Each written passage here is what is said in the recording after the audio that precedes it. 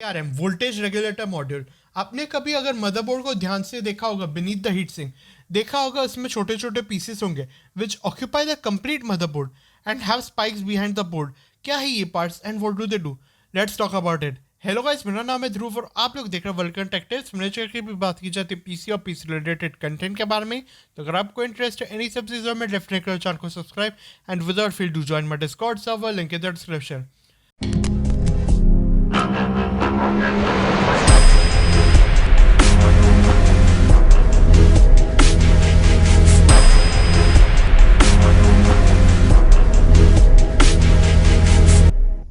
तो आपका VRM जो होता है वो कंसिस्ट करता है chokes, capacitors and MOSFETs and also transistors and resistors भी काम आते हैं। Although these parts are not part of VRM but they play a major role in power delivery. सबसे पहले बात करते हैं रेजिस्टर्स के बारे में। These are responsible for resisting the electrical flow and dividing the voltages. अब आपका पावर सप्लाई जो होता है इट डिलीवर्स 12 वोल्ट रेंज। अब अगर कोई CPU मतलब 12 वोल्ट सीधा लेगा तो मुझे बताने की जरूरत नहीं क्या होगा। Tricks the electrical flow and divides the voltages. How a dam works. तो CPU, RAM, audio section, RGB headers etcetera, इन सब में थोड़ा थोड़ा वोल्टेजेस चला जाता है। ऑलमोस्ट 1.35 टू 1.5 वोल्ट्स तक इनमें चली जाती है। अगर आप डायरेक्टली 12 वोल्ट हर पार्ट को दोगे तो it would be dangerous enough. Next are transistors. Transistors are the smallest electronical part. They amplify or send electrical signals and power. इनमें electrons flow होते हैं which are negatively charged.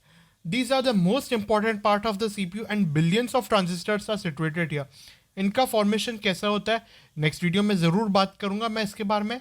इनकी अलग अलग density होती है एंड जितना बड़ा डेंसिटी होती है मतलब जितना बड़ा ट्रांजिस्टर होता है उतना ही ज़्यादा पावर कंजम्पशन होती है। Let's say two laptop CPUs को कंपेयर करते हैं। एक है AMD का 7 नैनोमीटर एंड एक तरफ है इंटेल का 10 nanometre. Both are 8 core 16 threads. अब राइजन को अगर आप 20 वॉट्स पे रन करते हो तो it can easily reach 3.5 gigahertz to 4 gigahertz at that power. But same अगर आप इंटेल पर ट्राई करो तो barely it can reach 2.8 gigahertz while gaming. This is because transistor is much more refined in AMD CPU compare to Intel. अब आप अगर transistor लगा रहे हो तो और वो CPU रेटेड है एट 5 गीगाहर्ट्ज क्लॉक स्पीड, तो उन ट्रांजिस्टर्स को ज़्यादा काम करना पड़ता है which results in higher voltages and higher power consumption. But it's completely opposite in the case of AMD। इनको प्रोसेस नोड्स इसीलिए कहा जाता है क्योंकि ये एक दूसरे से कनेक्टेड होते हैं। इनमें छोटे छोटे पार्ट्स मतलब एक दूसरे को मतलब कनेक्ट करते हैं, पावर अप करते हैं, तभी तो आपका CPU चलता है। Now the job of VRM begin. VRM का फुल फॉर्म है voltage regulator module. These are divided into phases जिसमें कुछ parts are dedicated to V core and some parts are dedicated to SOC। V core are for CPU and SOC is for RAM। अब हर एक phase थोड़ा थोड़ा current hold करता है like 40 amps 50 amps. अब जो एम्प्स होता है उसका ये मतलब है एक टाइम पे पावर डिलीवरी कर सकता है, यही मतलब है एम्प्स का। पहले समझाता हूँ कि कौन से पार्ट्स आते हैं, फिर फ्लो में बताता हूँ कि किस ऑर्डर में किस पार्ट काम आता है, कैसे काम आता है, वो सारे बाद में एक्सप्लेनेशन दूंगा मैं। यहाँ पहले कौन से पार्ट्स नीडेड रहते हैं उसका पहले एक्सप्लेनेशन देता हूँ। पहले आते हैं आपके कैपेसिटर्स। अब कैपेसिटर्स को आप बैटरी की तरह समझ सकते हो। These do the job of storing power and उसके बाद ये करंट होल्ड करते हैं एंड उसके बाद ये करंट को फ्लो करते हैं, पावर को फ्लो करते हैं। यही है कैपेसिटर्स का काम। वो पावर सीधा आपके पावर सप्लाई से आती है, जो कैपेसिटर्स के अंदर जाती है वो पावर सप्लाई के अंदर आती है, फिर वो जाता है मॉसफेट्स में। तो मॉसफेट्स का मतलब बाद में बताऊंगा मॉसफेट्स क्या होते हैं। इतना ही यही था काम कैपेसिटर का। जितना करंट वो कैपेसिटर होल्ड कर सकता है उतना करेगा। After that it starts providing power two components. उसके बाद आते हैं मॉसफेट्स। मॉसफेट्स आर यूजुअली मतलब कम्युनिकेट करते हैं आपके प्रोसेसर के साथ एंड ये सबसे ज़्यादा पूरे मदरबोर्ड के सबसे गर्म जगह हो सकती है।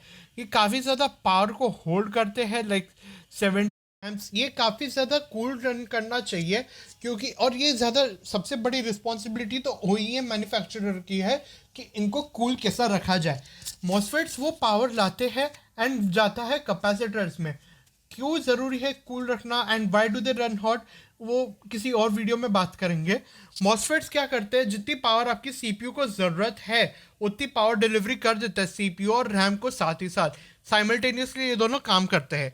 ये लगे होते हैं चोक्स के साथ और ये दोनों मतलब हैंड इन हैंड काम करते हैं। हर एक मॉसफेट के साथ आपका एक चोक लगा हुआ रहता है। चोक्स क्या होते हैं अब मैं इसके अगले पार्ट में भी मतलब यही वीडियो के अब नेक्स्ट पार्ट में मैं समझाऊंगा, क्योंकि आपको प्रैक्टिकल एक्सप्लेनेशन थोड़ा ज़्यादा मिलेगा रादर दैन थियोरी। मतलब जो डेफिनेशन या जो मैं समझा रहा हूँ उसके बदले अगर मैं आपको समझाऊँ कि वो काम कैसे करते हैं तो समझ में आएगा चोक्स क्या करते हैं। अब वीआरएम का वर्कफ्लो शुरू करते हैं, ये काम कैसे करता है। तो सबसे पहले मदरबोर्ड के 8 पिन पावर कनेक्टर से passing through resistors power delivery के आपके वीआरएम कंट्रोलर से वहाँ से चेक होके सही से चेक होके वीआरएम कंट्रोलर एक लगा हुआ रहता है। एक मदरबोर्ड में आपका एक चिप रहता है जो कि मतलब एक्चुअली वेरीफाई करता है आपके वीआरएम्स को कि वीआरएम सही है कि नहीं, स्टेबल है कि नहीं। एक वो होता है ना जैसे एक टोलना का समझ सकते हो कि वहाँ से थ्रू वो चीज़ पास होनी चाहिए और रेजिस्टर्स में ही होना चाहिए। रेजिस्टर्स क्यों लगे हुए रहते हैं वो मैंने आपको पहले ही समझा दिया था। वहाँ से चेक होके सही है कि नहीं, फिर जाते हैं मॉसफेट्स में। मॉसफेट से सीधा कैपेसिटर्स में जाते हैं एंड कैपेसिटर से पास होते हुए चोक्स में जाते हैं। अब चोक्स क्या काम करते हैं, चोक्स आर रिस्पॉन्सिबल कि आपके सीपीयू तक क्लीन से क्लीन पावर जाए और वो पावर प्यूरिफाई होते हुए जाए।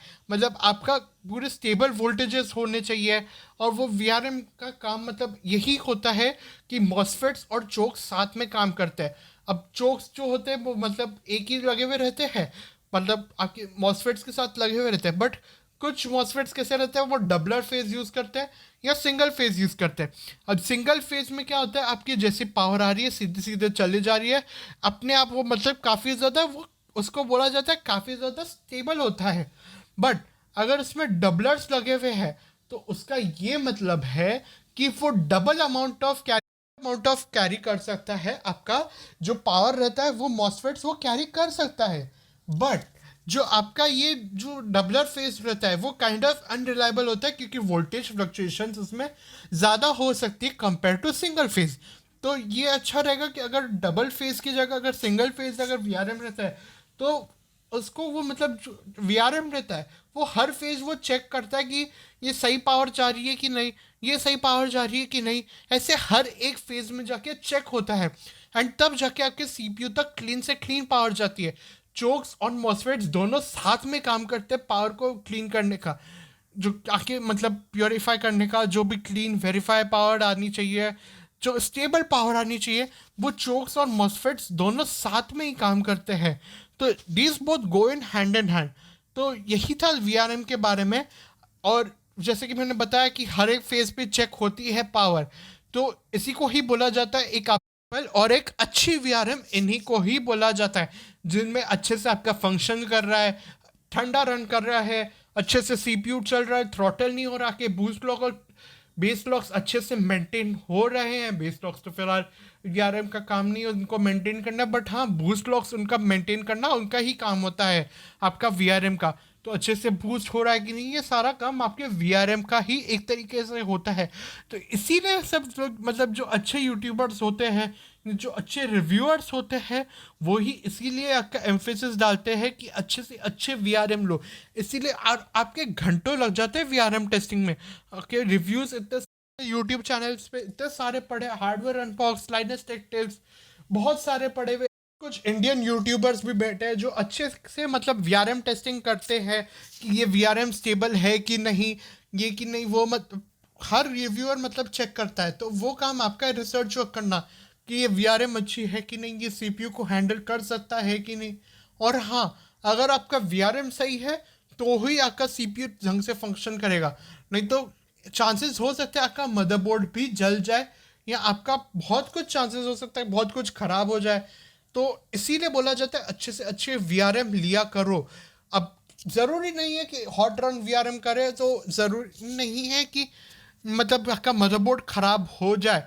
वो कितना स्टेबल होता है, वो उसकी वोल्टेज फ्लक्चुएशंस कितनी रहती है, क्योंकि कुछ मदरबोर्ड्स ऐसे भी होते हैं जो मतलब even 120 degree Celsius, 118 degree Celsius, basically मैं ये बोलना चाहता हूँ इवन कुछ मदरबोर्ड्स ऐसे होते हैं जो बिना थ्रॉटल किए 100 डिग्री सेल्सियस के ऊपर भी अच्छे से चला पाए और वो कुछ ऐसे वैसे मतलब Ryzen 5 3600, Ryzen 7 2700X 2700 ऐसे वैसे CPU नहीं, जैसे आपका 12900K हो गया, 10900K हो गया, 5950X हो गया, 3950X हो गया, इन CPUs को ढंग से चला पाए, अच्छे से बूस्ट लॉक और बेस लॉक पे भी चला पाए, बिना थ्रॉटल किए हुए चला पाए।